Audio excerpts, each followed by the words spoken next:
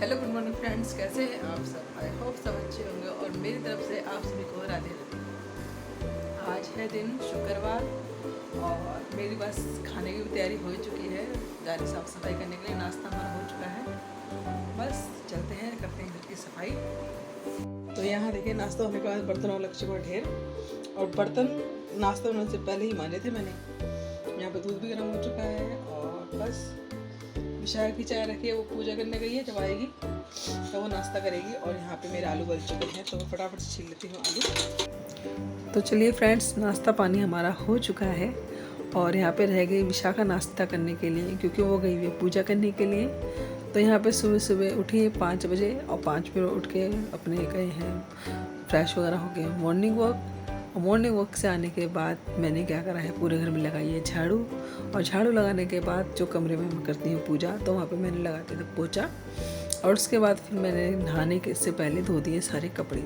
अब रह गई सफाई और खाना बनाना। नाश्ता उसके बाद हो ही गया था। और जो थोड़े बहुत बर्तन थे होते हैं रात के, जैसे पानी वगैरह पिया हो या किसी का रहेगा दूध वगैरह का बर्तन, तो वो मैं क्या करती हूँ, जब पूजा के बर्तन लेके आती हूँ तभी मैं भर देती, वो तभी मैं मांज देती हूँ। और 7:30 बजे तक पानी चले जाता है, तो उसी बीच होती है मेरी पूजा।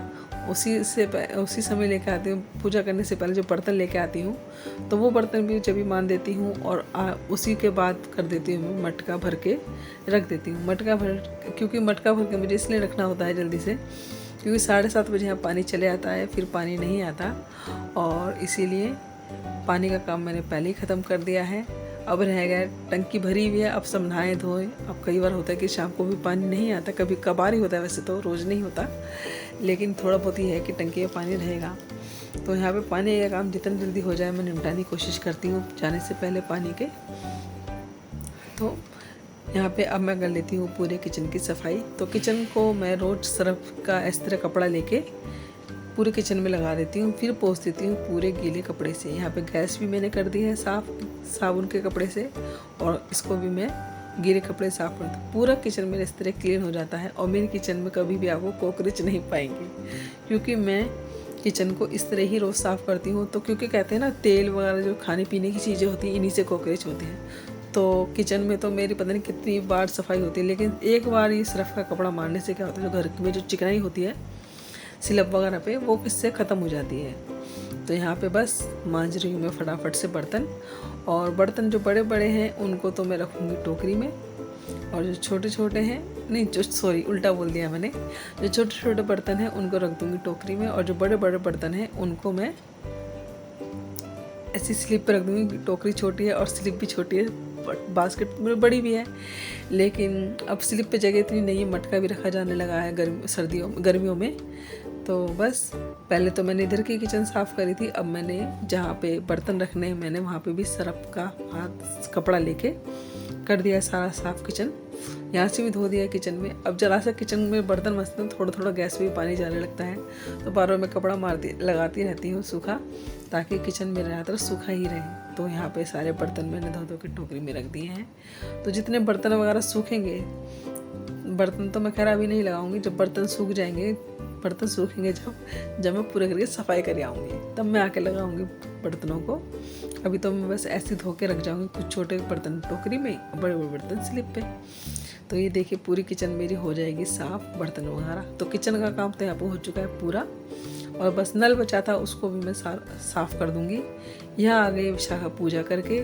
तो ये प्लेट को हम ले जाते हैं भगवान नहलाने के लिए, तो इसमें अच्छे से बैठा के भगवानों को नहला देते हैं। और ये पीतल का लोटा है जो मैं इस दिवाली पे लाई थी, अब यही भगवान को नहलाने के लिए यूज़ कर लेते हैं। राधे राधे श्री राधे बोलो बाके बिहारी लाल की जय।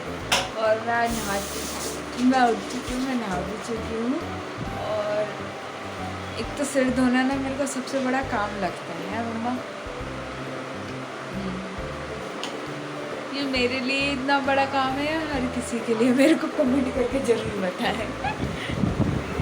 तो अभी मैं जाऊँ, पूजा हो चुकी है मेरी, मैं नाश्ता करने जा रही हूँ, नाश्ता करके मिलते। तो अब यहाँ पे पूरे घर का काम करने के बाद आ गई मैं दोबारा किचन में। ऊपर से नीचे तक पूरी सफाई हो चुकी है। मैं भी मुँह हाथ धो के आ चुकी हूँ फ्रेश वगैरह होके, क्योंकि एक बार सफाई का काम हो जाए ना तो फिर चोटी वगैरह करो, अपने फ्रेश हो जाओ, तो अच्छा लगता है एक बार को कि हाँ हम एकदम फ्रेश हो चुके हैं, अच्छा लगता है अपने आप में। तो यहाँ पे बस आज मैंने ये निकाला है अपना नॉन स्टिक का फ्राई पैन। तो इसमें मैं आज अपना ये सूखे आलू की सब्ज़ी बनाऊंगी। और ये क्रिश के लिए कर रही हूँ दूध में इसको गर्म कर दिया था, तो यहाँ पे मैं इसको चीनी डाल के रख दूँगी क्योंकि क्रिश भी जाने वाला है ट्यूशन, तो उससे पहले मुझे नाश्ता तैयार करके देना है उसको। थोड़ी मुझे इस समय जल्दी है, तो यहाँ पे बस आलू उबाल के रखे थे, उसमें सभी मसाले डाल दिए। हरी मिर्च वगैरह काट के मैंने सरसों और तेल में छोका है राई से।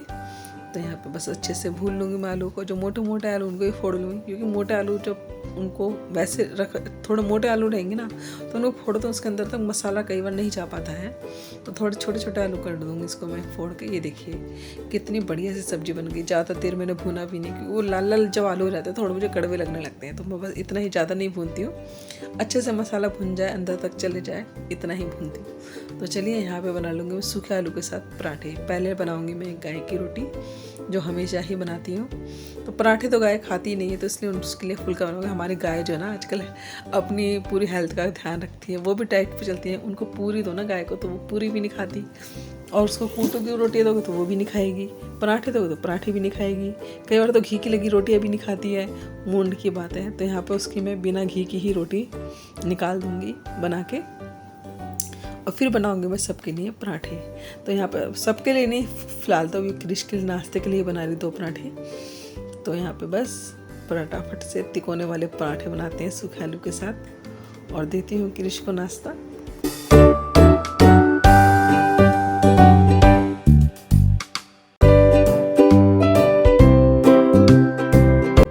तो यहाँ पे विशाखा से कह रही थी मैंने कान्हा जी का भोग लगाया, क्योंकि क्रिश को लेट, तो उसे भी नाश्ता दूँ। तो विशाखा को बुला रही मैं, क्योंकि एक काम ही हो पाता है। मैं यहाँ पे रुक जाऊँगी ना तो मुझे गैस बंद करके जानी पड़ेगी, इसलिए विशाखा लगा देती है भोग, में खाना बना देती हूँ। तो और मुझे ऐसा भी लगता है कि उनके भोग लगने से खाने का स्वाद दुगना हो जाता है।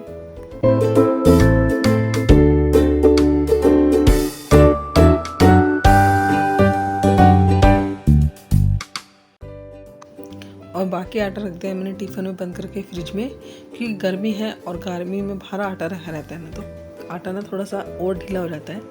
इसलिए मैं आटे को बस काम निपटा के अब मैंने रख दिया फ्रिज में। क्रिश के सिर्फ नाश्ते के लिए बनाई है, अभी तो कोई खाना खा नहीं रहा। पराठे फिर अभी तो 1-2 घंटे बाद खाएंगे खाना, तो मैंने कहा अभी उसके लिए रोटी नहीं बनाती है, रोटियाँ बाद में सेकूँगी। तो बस क्रिश के लिए बन गया है नाश्ता, और गाय की रख दी मैंने थैले में टांग के रोटी। गली में जब आएगी तब उसे मैं दे दूँगी, फिलहाल क्रिश को दे देती हूँ नाश्ता।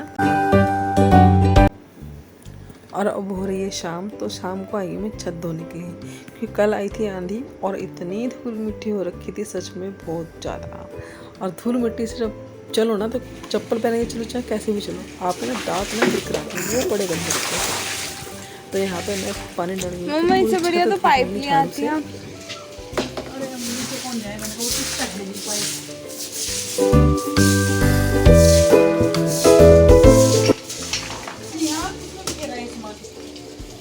कह तो रही थी, कल आई नहीं थी जब मैं रात को।